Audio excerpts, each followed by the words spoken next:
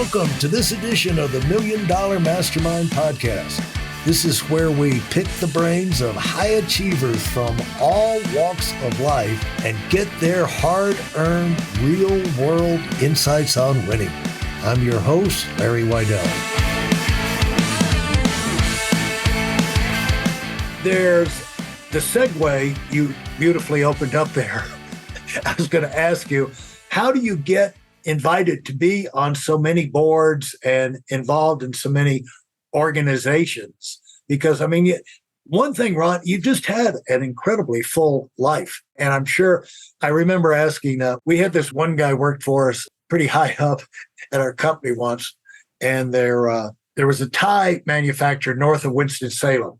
And he wanted us all go up there and buy ties. They were selling for $1 a piece. And he bought like 300. And I said, "When are you going to wear all these ties?" And he goes, "Well, every day I put on a tie. The next day I put on another one, just one at a time." And I look at you, it looks like you've gone through your life. It is one day you do this, and another day you do another, and then you've got a stack of accomplishments there. And part of it is being on boards and on the advisory board of 12 privately held companies, actually chairman for 4 of them. And you're again, past chairman of the advisory board for disruptive technology and the digital cities program in Stanford.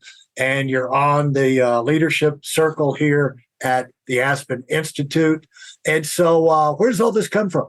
It's not work. I don't consider this work. I enjoy what I do. And the minute I stopped enjoying it, if I stopped enjoying being on boards, like literally enjoying it, I wouldn't do it. So I'm fortunate that I love what I do and I get to be around really good people. Part of the reason I like what I do so much is that I get to be around the relationships that I've created with really, really good people, really good human beings, not the richest and the smartest, but good human beings who happen to be successful. And I think I look at things that way rather than the other way around. So let's talk about the first board that you were on and what was that like for you emotionally? Like, what am I getting into? What did you expect? What did you discover? It wasn't any big story. It was just what I realized is that it had to be an honor, wouldn't it? To be asked? Yeah, it is an honor, and you are compensated, and they give you equity in company, and that's terrific. But what I realized is that they're on the board. When my first board meeting, you're with all these advisors, and everyone's got an agenda. But my agenda was just to hopefully I could add some value. I mean, there's a lot of stuff I couldn't help at all, but there's a few verticals that I can add value, and I would just try to do it. And if I just come in through the lens of, look, I know what I know. I know what I don't know. I don't know more than I do know. And what I do know, I'm going to add value to that. And that's kind of how I looked at it. And some of the people on the board, on any board, they want to be the smartest guy in the room. That's not me. I don't want to be. I just want to figure out. You find that one-upsmanship going on, that testosterone is at play even in the boardrooms. They want to show off. Ego, I've thought of writing a book about it. I mean, ego is a double-edged sword. On the one hand, you need a certain amount of ego to do well and succeed in life. On the other hand, it's also our Achilles heel, right? Because it's destroyed many people too, your ego. And it's not confidence, it's actually insecurity. And I didn't fully understand that when I was younger. So I looked at it through the lens of, I used to look at vulnerability. So I watched a lot of TED Talks. Brene Brown, did a TED Talk on vulnerability. If you would have done a podcast with me when I'm 25 and I would have brought up vulnerability, there would have been a 0% chance that would have been a topic. But I think the fact that we are vulnerable. So I share a couple in Tiger 21. It basically, it's a group of people that had success and we talk about different issues. But when people are authentic and honest and vulnerable, people open up. I was at the dog park the other day with a guy that I knew a little bit. Our dogs hung out a lot and we knew each other for like a year and a half, but not that well. And then we were talking and I was on the phone and I was telling him what was happening. There was some issues that I was having with a kid. And I was just honest, like, here's what it is. And then he opened up to me. He's like, yeah, I've got this. And so I just think that if you look at it, it's philosophical, but like we're all in it together. I mean, if you look at it like it's me against the world and your life's going to suck. But if you look at it, how big is the whole, I think you could live a much more content, happy, satisfied life.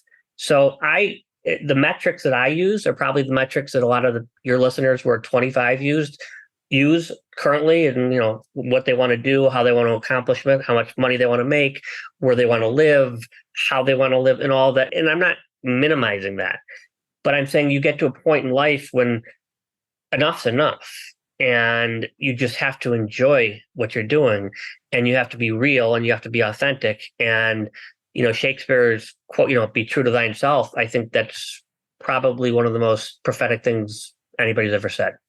I think it's really true.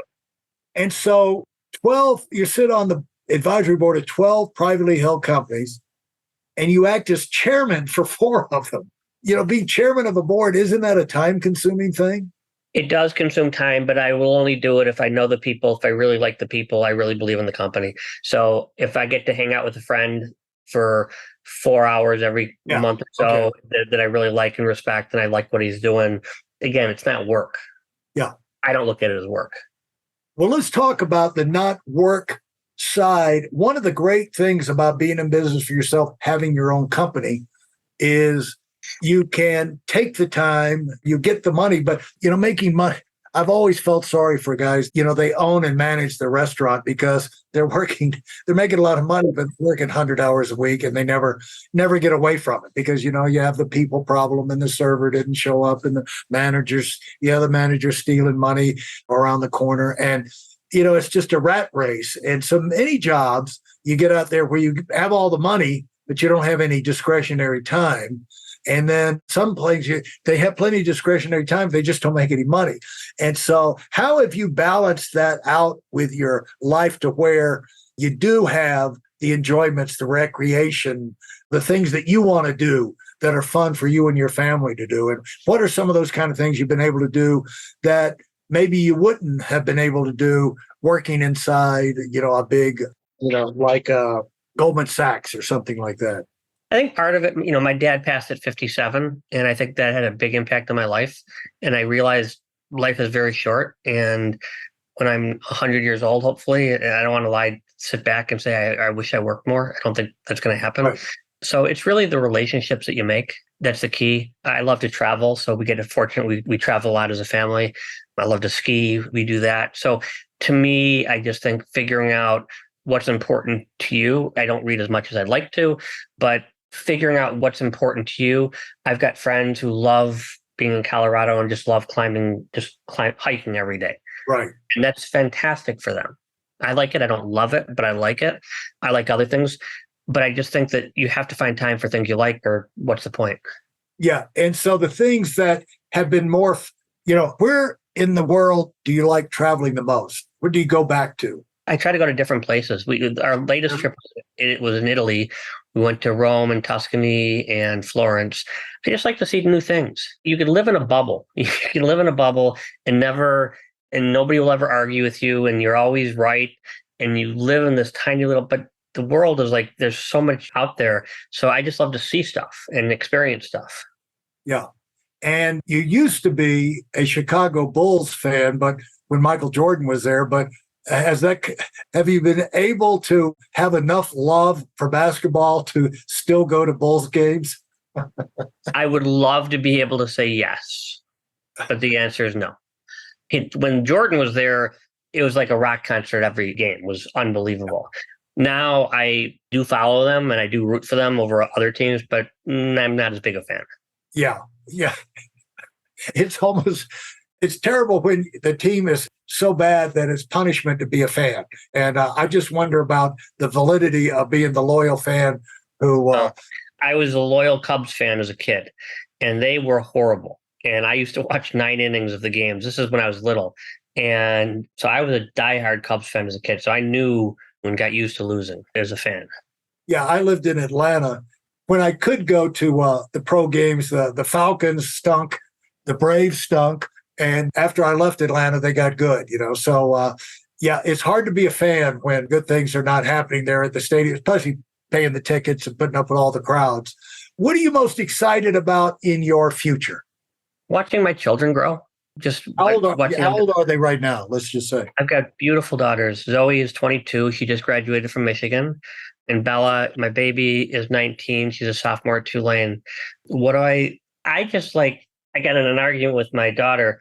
She was taking a tennis lesson and I just wanted to watch her. I had an hour that our time is our most important thing, right? It's the most Right. precious commodity we have. And what did I want to do with that hour more than anything? I just wanted to watch her play. Yeah. And she got upset with me and she argued with me and I ended up not going and whatever. But then the next time I did go and I explained to her, I just like, it might not make sense to you. Like, what possible fun could it be to watch somebody else hit tennis balls with a pro? Right. It makes me happy. I really love doing it. So I think watching my children grow and develop, family, friends, developing good relationships. There was I watch a lot of TED Talks. There's a TED Talk I'm doing a TED Talk in about a month. In the How are you? my favorite TED Talk was a guy who did a longitudinal study on relationships. And basically he studied, I forgot his name, but he studied 250 kids from Harvard starting in 1936 and 250 of the poorest kids in Boston. And he studied their lives. And the study's actually still going on right now. People are in their 90s right now. And he saw some people go from down here to up here and some people go from up here to down here. And what he found was the common denominator to live a meaningful life is having quality relationships. And you don't have to have 50 best friends. You could have 2, you could have 1, but having the close relationships with people, that is what matters. And that really resonates with me. So that to me, developing relationships with people of all ages, from all over the world, it's something that's very important to me. And what's your talk going to be on? Good question. So they want me to, I'm supposed to talk about family offices. I have an executive assistant and we go back and forth. He wants me to talk more about love, gratitude, attitude, balance, and laughter. And initially I was going to focus more on what is a family office and Right. the value and how they're disrupting private equity. But I'm kind of leaning more towards what he's doing. I mean, my goal is I just want to be authentic and just telling people. I always like to listen to people who are older than me and just with age, with wisdom. So I always love listening to older people who've been through what I'm going to go through at some point. So I think it's going to be a little bit about family offices. It'll be little bit about philosophy and a lot about sort of like how things that are important to me in my life. Where will you do it? It's in Iowa. It's in a month. I got to get the slides done in the next 2 days. So I got to get working on that. Because they do these things all over, don't they? I mean, they do them all over, yeah.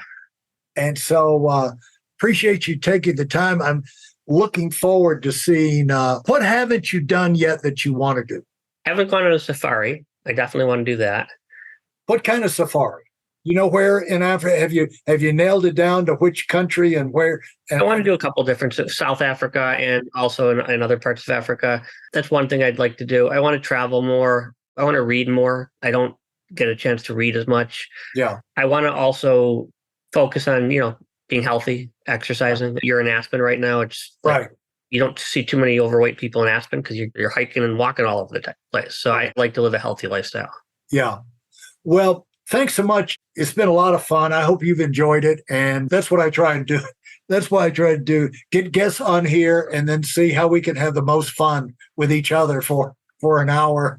And then hopefully we'll cover some things that will mean something to some other people. And I'd like to give you the final word as we wrap this up. I always like to give a little reward for the people who have sat with us the whole time and listened to the end. They're still listening.